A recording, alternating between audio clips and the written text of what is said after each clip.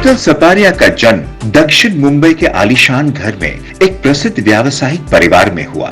बचपन से ही उन्होंने मनोगत विज्ञान का अध्ययन करने के सपने देखे थे। वह घटना घटने से पहले ही घटनाओं का पूर्वाभास करती थी। अपनी किशोर अवस्था में एक बहुत ही विद्वान जैन ऋषि ने उन्हें अपनी ऊर्जा का उपयोग करने की सलाह दी। इसीलिए उन्होंने कला में महारत हासिल करने हेतु विदेशी सर्वश्रेष्ठ विद्यालय में अध्ययन किया। शीतल जी पेशे से लाइफ कोच है और वह प्यार, पैसा, करियर, रिश्ते, खुशी और शांति के मामले में लोगों की मदद करती है। उनकी विशेषज्ञता coffee cup reading, I ching, drawing analysis, wine reading, rune reading, emotional wellness coach, signature analysis, dream interpretation और बहुत कुछ है। उन्होंने कॉस्मोपॉलिटन, फेमिना, ग्राजिया आदि कई लेखों में छापा है। Hello and welcome to the episode of love treasure. मैं मोहम्मद सैयद, आपकी होस्ट एंड दोस्त टुडेज शो। मेरे साथ है शीतल सपारिया। चलिए वेलकम करते हैं अपने शो पर। Welcome to the show Sheetal. Hello again, and I'm so happy to be here again, Rahmat. Well, we are very glad कि आप वापस हमारे शो पर आए हैं। And you know, जैसे रिलेशनशिप्स पे बहुत सारी चीजें, लाइफ पर आप बहुत सारी चीजें हमारे साथ शेयर करते हैं, हम बताकर जाते हैं। तो आज भी मैं आपके लिए एक टॉपिक लेकर आई हूँ रिलेशनशिप को लेकर। मैं आपसे ये जानना चाहती हूँ रिलेशनशिप को लेकर कि आज हम वेरी इजीली आज का जो जनरेशन है वो बहुत इजीली ब्रेकअप कर लेता है, डिवोर्स ले लेते हैं, अलग हो जाते हैं, या तो मे बी कॉम्प्रोमाइज करके रहते हैं। तो ये रिलेशनशिप में जब स्पार्क चला जाता है, डिस्टेंस आ जाते हैं, तो what does it happen? See the foundation जो है कोई भी रिलेशनशिप का, अगर वो स्ट्रांग नहीं रहेगा, जैसे कि बोलते घर की नींव अगर मजबूत नहीं है तो वो गिर जाएगा। So the simple thing is instead of having too many expectations, the relationship जब इतना सफर इसलिए करता है when there are too many expectations from the partner. इससे अच्छा है कि you have to try and think that ये मेरा दोस्त है। So when you take a relationship of the start as a friendship, it becomes more easier. अगर मैं ये सोचती हूँ कि मैं मेरे दोस्त के साथ हूँ तो I can say anything and everything without any filters. So the idea is to be the same in a relationship. जब हम शादी कर लेते हैं, एक automatically there is a very streamline underlined, वो बोलते हैं ना, there is pressure, a very underlined pressure, जहाँ पे यू स्टार्ट फीलिंग सफोकेटेड, जहाँ पे ऐसा लगता है कि अगर मैंने ये गलत किया तो he is going to judge me, या तो वो ऐसा सोचेगा, नहीं तो वो ऐसा सोचेगी, so these are the issues that land up starting. That's the start from where all the small little things start arising. And इसमें हम अपनी खुशी के बारे में सोचते हैं, not more about the partner. We start thinking कि नहीं मुझे ऐसा करना है, whether he agrees or doesn't agree, because मैं मेरी पूरी जिंदगी ऐसा ही करती थी या ऐसा ही करता था। These things need to change. You have to start thinking कि ये मेरा दोस्त है, और अगर मेरे दोस्त को मैंने पहले रखा तो there is no issue. And the same has to be in a relationship once you get married. And when you have these small things, the relationship becomes more beautiful. And you need to do things that can help the relationship grow.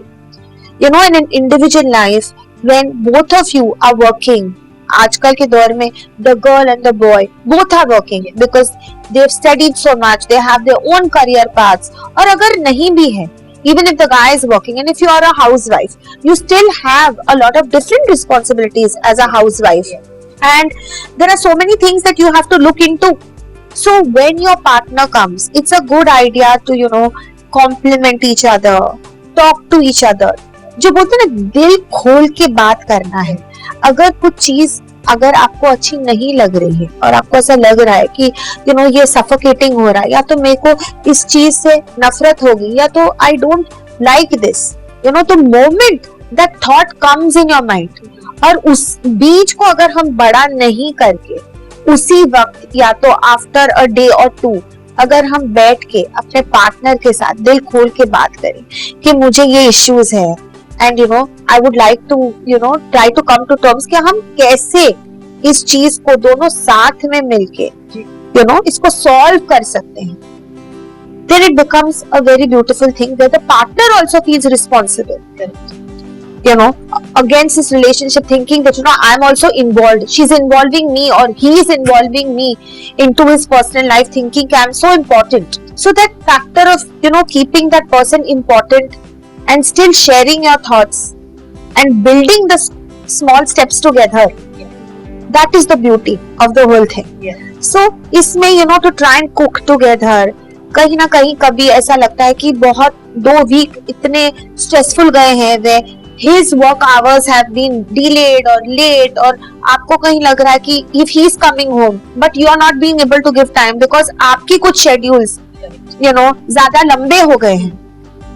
तो if you feel that, it's a good idea to try and, you know, have like a date night, you know, fix something, write sweet messages while you are working.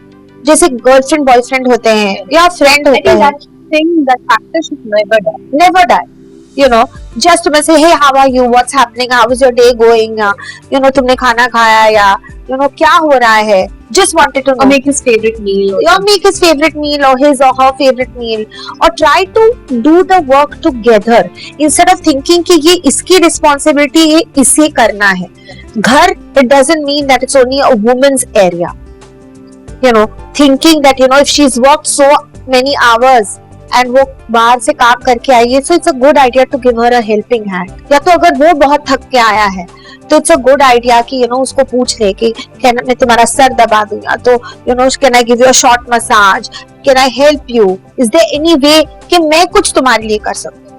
It's vice versa. So it's a good idea to try and do these small things together, activities together, take short breaks together, travel a little bit, have friends, you know, play together. And you know, जब तुम्हारे friends भी, if you are having couple friends and everything, you always learn. There's always a learning factor सबके पास से in relationships. So हम अपने बड़ों से सीखते हैं, friends से सीखते हैं, society से सीखते हैं. And now with the social media and everything so much out there, there are so many things that every day, you know, we are learning.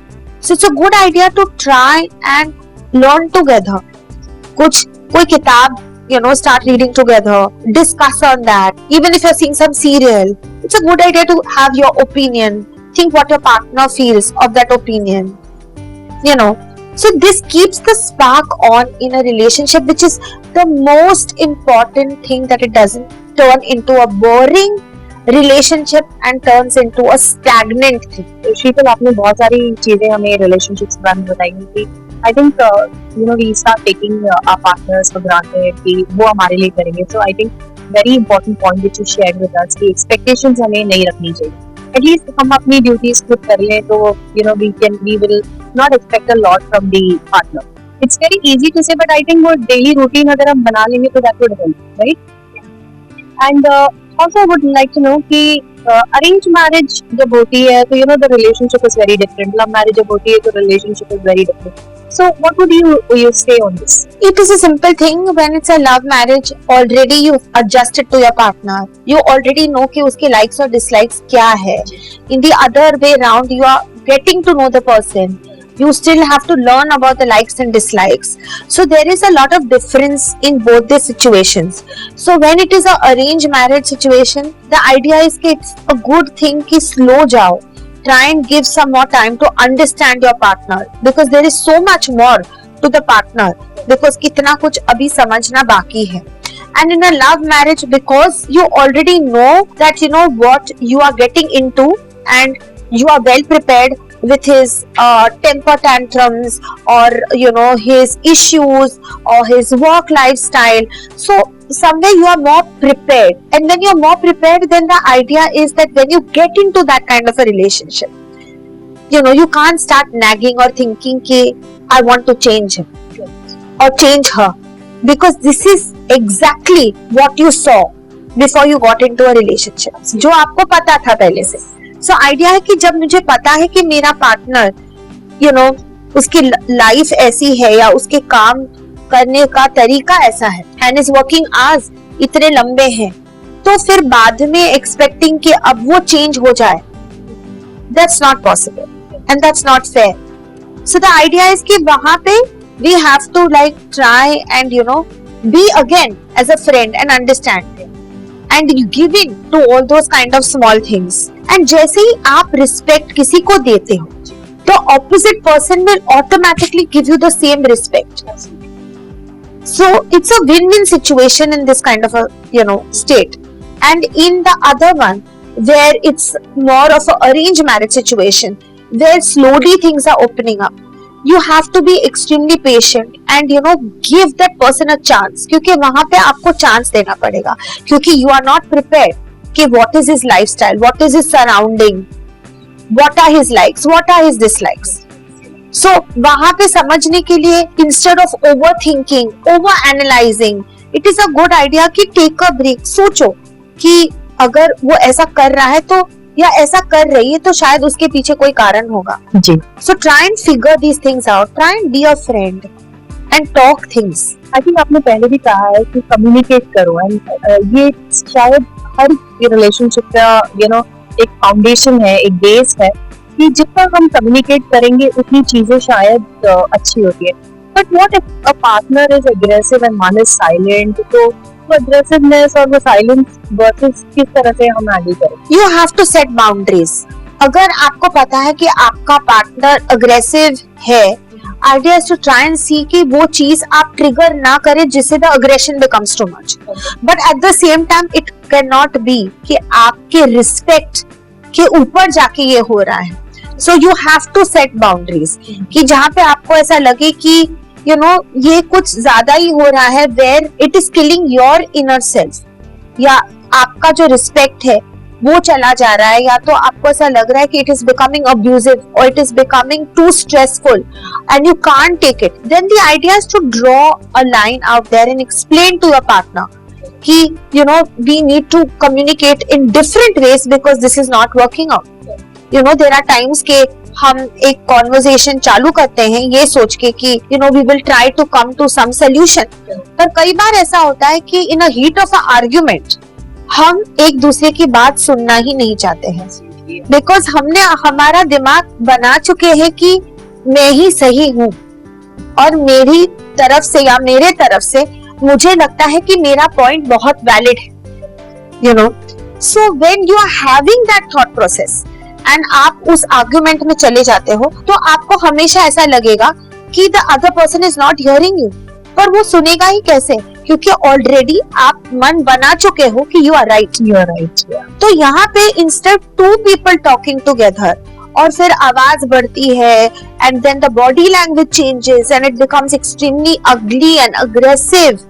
So the idea is to calm down. अगर आपको लगता है कि ये बहुत कुछ ज्यादा ही कहीं चला जा रहा है, वही at that moment it's a good point two turn around and से लेट्स टॉक टुमारो. कल बात करते हैं, इसको अभी यहीं पे छोड़ देते हैं. Let's rethink on our problems and let's come back again on the table. एक तरीका ये है. एक दूसरा तरीका है कि आपको अगर लगता है कि उसकी बॉडी लैंग्वेज या हर बॉडी लैंग्वेज इज चेंजिंग, उसी समय leave all guards and hug the person. It's such a simple thing. When you hug the person becomes calm. हम जब एक छोटे बच्चे को भी एक hug करते हैं, उसको ऐसा लगता है कि मेरा इस दुनिया में कुछ है and somebody there that I can connect with. Yeah. That's a different feeling, I think, a warm feeling wherein you feel wanted. And in the moment you hug a person for 10 minutes, even scientifically it's proven कि जब हम किसी को 10 minutes hug करते हैं, we change the whole vibe between our hearts and it just calms down. So we can do that. और अगर आपको ऐसा लगता है कि the person's body language is not something like this, कि he doesn't like to be hugged when he is aggressive, then the idea is कि just leave that point. Put some music in the house, silent कोई अच्छा सा music play कर दो, make the atmosphere more livelier, burn some incense, candles, because smell reaches your mind immediately and it changes your mood swings. Instantly वो mood swings को change कर देता है. जैसे कि lavender है, मोगरा है, rose है, these smells are very nice and they instantly trigger to the mind and it calms you down. So you can use, आजकल तो इतना सारा मार्केट में अवेलेबल है. You can use the diffusers or candles or sprays, whatever you are comfortable with. Do that, change the atmosphere thoda sa. Another thing that you can do is if you feel that when you can't talk or you are not being able to give your point, मैं आपको समझा ही नहीं पा रही हूँ कि मुझे actually problem क्या है. जब मैं बोलने जाती हूँ या तो मैं बहुत ज्यादा रोने लगती हूँ क्योंकि मेरे बहुत सारे पेंट अप इमोशंस हैं, या तो मुझे ऐसा लगता है कि मेरा एक्सप्रेशन सही नहीं आ रहा है आपके तरफ, या मेरा जो पॉइंट है वो मिस आउट होके I am focusing something else और मेरा पार्टनर कंफ्यूज होके नहीं समझ रहा है. Or maybe whatever we want to say, what is here, we are not able to put it in words and say and explain. So another good idea is कि इसे अगर हम टेक्स्ट फॉर्म में लिख देते हैं, because now everybody is tech savvy, so you can write it down in your note. आपके mobile में आप नोट्स पे लिख सकते हो, you can write it in a book or you can message, save that message first. Instantly the idea is not कि मैं आपको मैसेज शेयर कर दूं और मेरे फीलिंग्स बता दूं. आइडिया है कि पहले आप लिखो इसे, उसके बाद लिखने के बाद just ponder over that after some time, because delete option उसमें है. बोलने के बाद डिलीट ऑप्शन नहीं रहता. Very true, yeah. Once the words are said out, it can hurt very deeply. So the good idea is कि अगर हम इसे नोट्स में लिख ले, या तो बुक पे लिख लिए, या तो कोई फ्रेंड से डिस्कस कर ले, this is what I feel and what do you feel, or after writing ponder over it. Is this exactly what I want to tell him or her? And then इसके बाद आप ये message आप भेज सकते हैं. So when the person is reading a message, और जब आप सामने नहीं होते हो, उसका भी यही रिएक्शन होगा कि वो शांति से उस चीज को पढ़ेगा, because there is not a opposite person to counter react immediately. So उसको स्पेस मिल जाएगी टू थिंक अबाउट इट कि what is my partner trying to send a message to me. So when you feel that you are not the verbal person, this is a one nice way to do it. Or you can create atmosphere also. जब अगर आपको लगता है कि घर का atmosphere बहुत difficult है to talk, if there is a joint family या तो बहुत सारे लोग साथ में रहते हैं, it's a good idea to go out in the open air, कहीं बीच पे बैठो, ओपननेस में बैठ के अगर आप बात करेंगे तो you will be also more comfortable. The partner is not stressed क्योंकि उसका काम नहीं है, आजू बाजू कोई नहीं है. सो he or she is also in a comfortable zone to talk to you. When a woman goes through pregnancy, जब बच्चा होता है, डिलीवरी के जो पेन होते हैं, पोस्टमार्टम डिप्रेशन की चीजें होती है, तो उसमें रिलेशनशिप में ये दोनों हस्बैंड वाइफ का क्या रोल होना चाहिए to cope up? It's a beautifully well said question, because I get so many clients जिसके ये problems होते हैं, and the easiest thing at that time I tell both of them, because they both are going through different phases of their life. As a woman, उसके बहुत सारे physical appearance change होते हैं, becoming a mother, putting on weight, not being able to sleep because एक बच्चा होने से you have sleepless nights, there are pains, there are back pains, there are so many other things that she is going emotionally. एक बच्चा एक दुनिया में लाना, it's one thing, but to feel that I have to this is my own child, and you have so many aspirations of yours, then thinking that अभी ये baby के साथ you want to give the best to the baby, but at the same time आपके भी इतने सारे aspirations है which you need to fulfill. So there are so many things which are going on, and because in this phase the woman goes through a cycle where the easiest thing is depression is a very common factor when she delivers a baby. ये बहुत ही common factor है कि she goes through this because there is a cycle change in her body. तो उस time पे the husband needs to be more supportive to her mood swings. ऐसा हो सकता है कि कभी उसको तेज गुस्सा आ जाए, कभी वो रोने लगे, कभी उसको कुछ समझ में नहीं आएगा, उसे ऐसा लगेगा सब कुछ अच्छा है, but फिर भी she feels like crying because there are body changes. So at that time the husband needs to constantly refocus and tell her that how important she is, and tell her कि कोई बात नहीं, we are going to do this together, तुम इसमें अकेली नहीं हो, I still love you the way you are, Yeah. even with the stretch marks, even with body changes, even with your depressive state, I still love you, I'm still there for you. So these are very important points that the husband needs to be there for the wife. रात को अगर वो सो रही है तो take the responsibility, thinking कि उसका day is not a routine, because with a small baby you know a woman can't have a routine। कभी बच्चा रात को उठता है, कभी दिन को उठता है, कभी आफ्टरनून पे, and you know though he's come from office but try to take some more time off, you know give her that sleep hours, that she is well rested for the next day। try and help her with small things, nappy change करना है या बच्चे को कभी उठा के थोड़ी देर घूम लेना है, you know giving her space that she feels that you know this is little bit of my free time for me। so this is very important। and the same way for the woman to understand कि the husband is going through a lot of changes because suddenly there is responsibility, he has to think beyond कि अभी मैं एक family start कर रहा हूँ, घर के खर्चे बढ़ने वाले हैं, बच्चे की स्कूल फीस, you know एक रेसिडेंस अगर स्मॉल है तो he wants to shift to a bigger residence and so many other things you know which he has to face। so he's also going through his own thing, so the woman also needs to understand that she needs to be patient with him because एक father बनना it's very easy to say but there is no school for a father and there is no school for a mother। everyone learns by themselves। कोई ऐसी पढ़ाई नहीं है कि कोई school में हमें पहले से पढ़ाया जाता है कि अगर तुम मम्मी बनोगी तो ये रूल है और पापा बनोगे तो ये रूल है और हमें ऐसा करना है। even if we see our parents you know they can guide us but they cannot tell us that this is a rule for a father, this is a rule for a mother। it's a learning experience। so हमें एक दूसरे को समझ के ही साथ में धीरे धीरे से छोटे steps लेके we have to try and work this thing together as a couple, as a friend, you know seeing that मैं उसके लिए क्या कर सकता हूँ without having the word is expectations। when there are too many expectations कि you know उन्हें तो पता ही था कि you know I'm pregnant and you know he needs to be more kind, कि उन्हें मुझे ज्यादा वक्त देना चाहिए and the other side he is thinking कि अगर मैं इस टाइम पे ज्यादा काम कर लेता हूँ तो by the time the baby आ जाएगा I have my finances sorted। That's very important point, yeah। so she also needs to think कि कभी उसके तरफ से भी सोचो कि उसके दिमाग में क्या चल रहा है and he needs to do the same when it comes to her कि मैं क्या कर सकता हूँ। being a woman she is weak because she is not that emotionally strong at that point, especially because it's a point where she is going through a lot of changes at one time, so it's a difficult phase but working together ये phase भी बहुत सुंदर phase है and ये phase ही ऐसा phase है which makes the couple more stronger। yeah, the bond very stronger, yeah।